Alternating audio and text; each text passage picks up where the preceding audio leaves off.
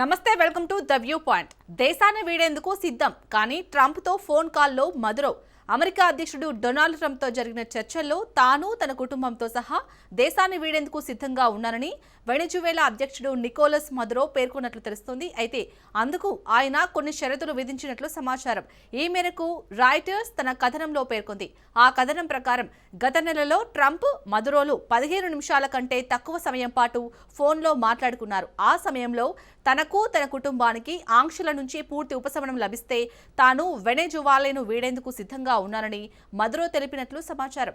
US విధించిన అన్ని ఆంక్షలను ఎత్తివేయడంతో పాటు అంతర్జాతీయ క్రిమినల్ కోర్టు నుంచి తాను ఎదుర్కొంటున్న కేసును మూసివేయడం వంటి వాటి గురించి ప్రస్తావించారు.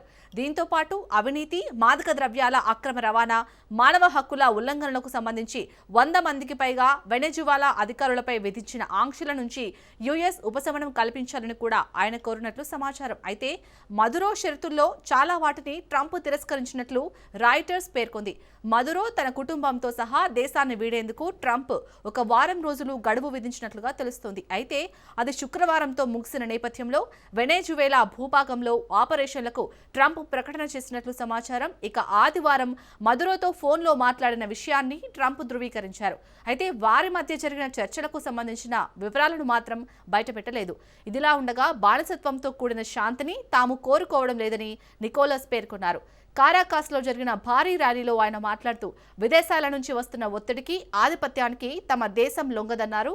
తాము శాంతిని కోరుకుంటున్నామని, అయితే అది సమానత్వం, స్వేచ్ఛతో కూడి ఉండాలన్నారు. అంతేగాని బానిసత్వంతో కూడిన శాంతి తమకు అక్కర్లేదన్నారు.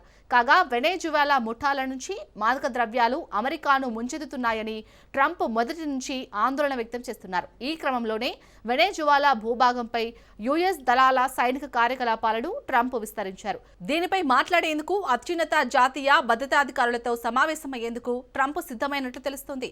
వైట్ హౌస్ కూడా దీన్ని ధృవీకరించింది. అయితే సమావేశానికి గల కారణాలను వెల్లడించేందుకు నిరాకరించింది.